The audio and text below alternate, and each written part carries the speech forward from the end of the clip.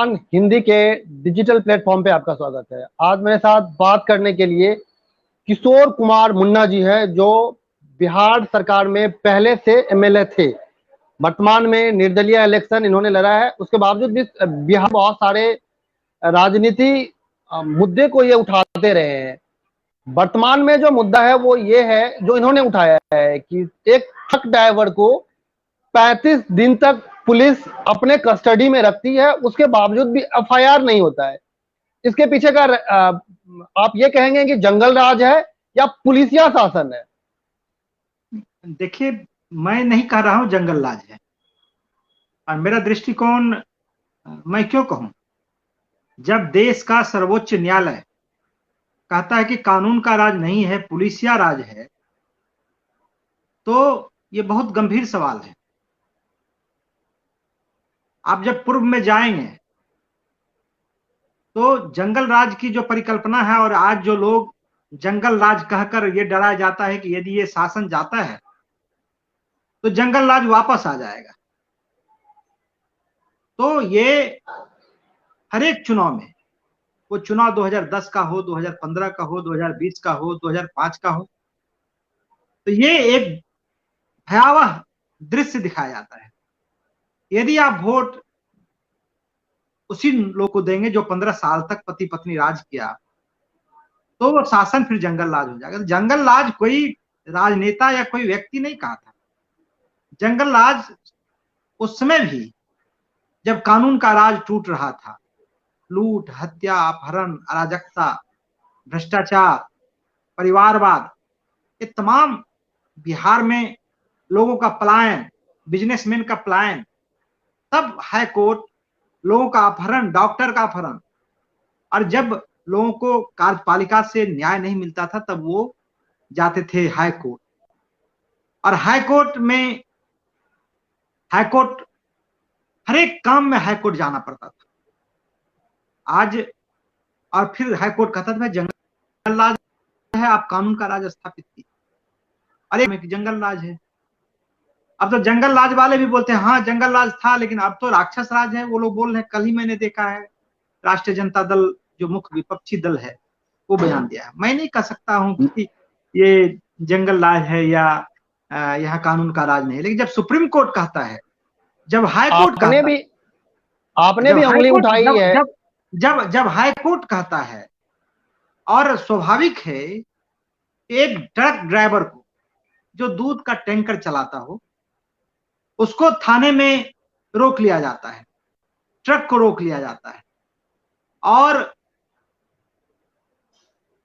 त्वरित एफआईआर नहीं होता है, प्राथमिक दर्ज नहीं होती है, 35 दिन तक थाने में रखता है, और जब उसके मालिक ईमेल के द्वारा कोर्ट को या हाई कोर्ट को सूचित करता है तो कोर्ट स्वतः संज्ञान लेता है और उस पर कार्रवाई करता है।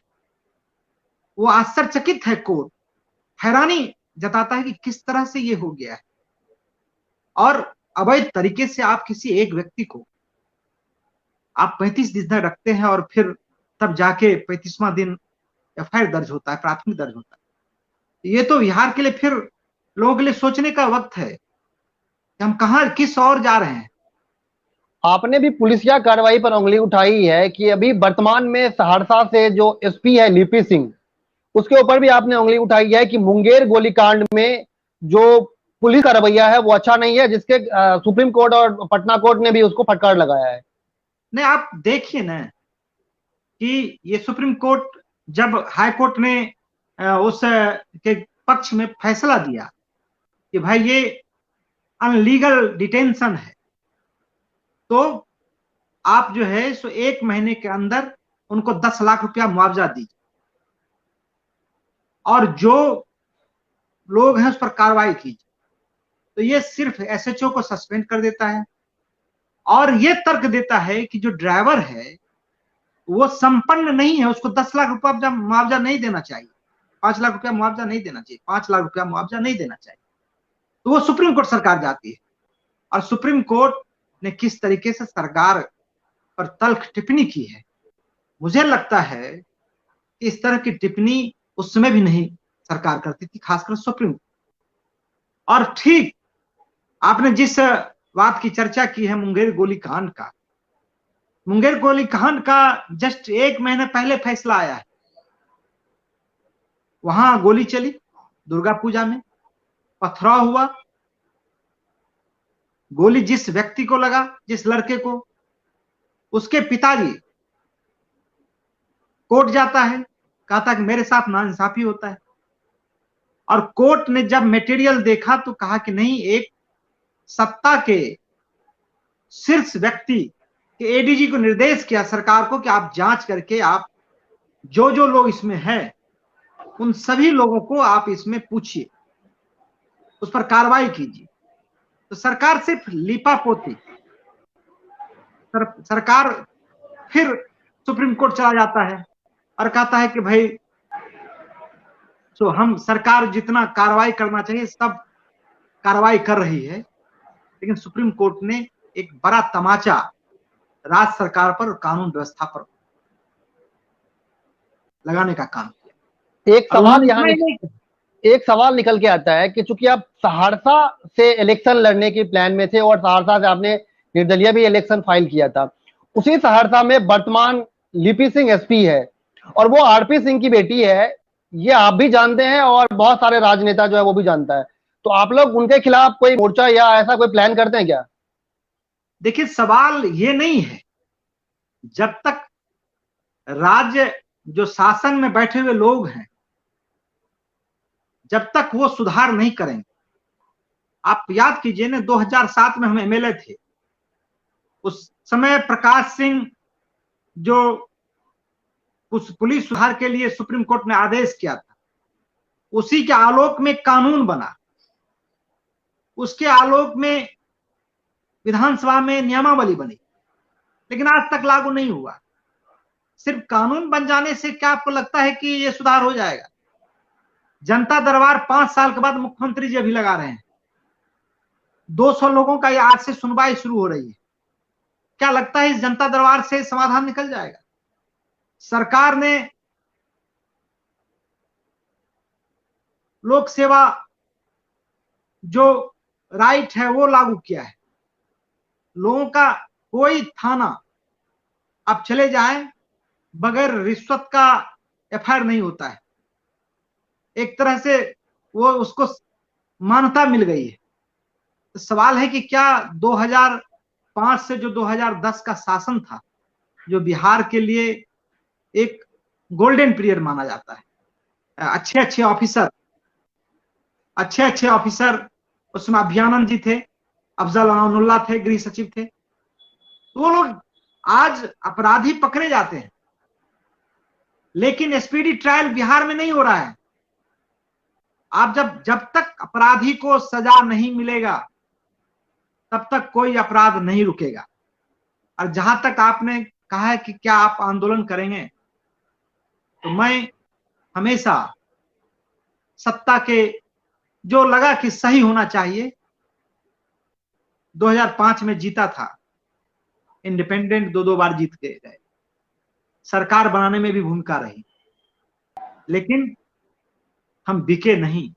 ईमानदारिता के सवाल को हमने वहां रखने का काम, और इतना कम उम्र में सबसे ज्यादा सवाल करने वाला, सबसे ज्यादा कटौती करने वाला, विभिन्न तरीके से जो हो सकता था हमने किया। लेकिन जहां तक जनता के सवाल पर हम चुप नहीं बैठेंगे। हम आज यदि आलेख के माध्यम से लिख रहे हैं तो ये भी हमारा आंदोलन है, और हम लोगों से भी अपील करना चाहते हैं।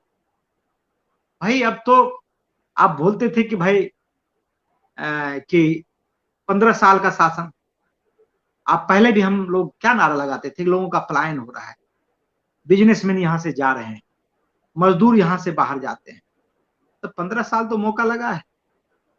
हम ऐसा क्यों नहीं शासन सुशासन स्थापित करते हैं? आप कहते हैं सुशासन है, सुशासन सबके साथ विकास है, न्याय के साथ विकास है, तो क्या न्याय के साथ विकास बेईमानी साबित नहीं हो रहा है? आप इतने दूर दिल्ली में बैठकर क्या आप देख नहीं रहे हैं बिहार की हालत क्या है? और हर एक आदमी, मैं कहता हूं सुप्रीम कोर्ट की जो चिंता है, हाई कोर्ट की जो चिंता है, क्या वो बिहार के जन जन की चिंता नहीं है? आम लोगों की चिंता नहीं है? बार बार हर एक संस्था का अपना तय है, सीमा बना हुआ है कि हमें कहां तक काम करना है। अब न्यायपालिका प्रत्येक दिन यदि कार्यपालिका के काम में, विधायिका के काम में यदि इंटरफेरेंस करने लगे तो फिर कैसे ये लोकतंत्र चले। तो लोकतंत्र पर संकट है। 15 साल जिसको मौका लगा, लोग उससे, उनके शासन से तंग आकर लोगों ने उनको बदल दिया। अब तो आपको मौका लगा है, 16 साल हो गया है, 16 साल में हालत वही है। तो एक मजेदार घटना है कि जनता दरबार में महिला की चेन चोरी हो जाती है। महिला जो अपने गले में सोने की चेन पहन के आती है वो भी लूट जाता है, और उसकी गुहार वो मुख्यमंत्री जी से लगाते हैं, और अभी तक उसका कोई डिसीजन नहीं निकला है। इस पे आप क्या कहेंगे?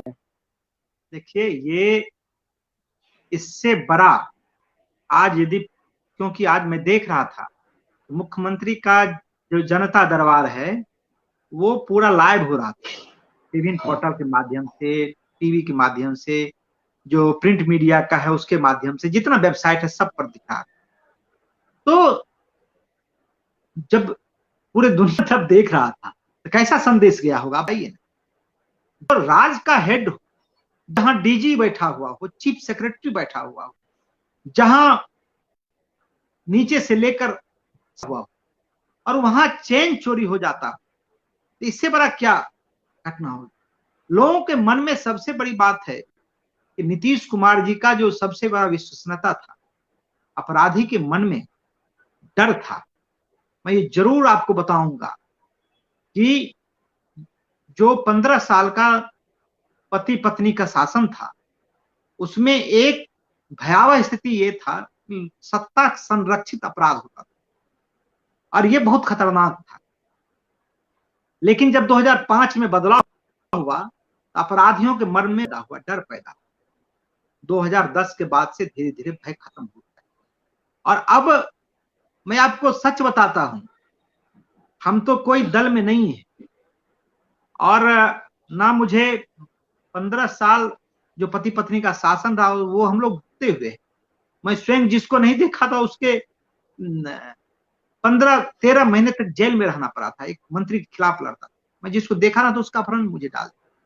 सीबीआई नहीं होता, हाईकोर्ट नहीं होता तो आज हम जेल में सर। तो हाईकोर्ट से न्याय मिला। लेकिन आज कितने लोग हैं जिसको न्याय मिल पाता है?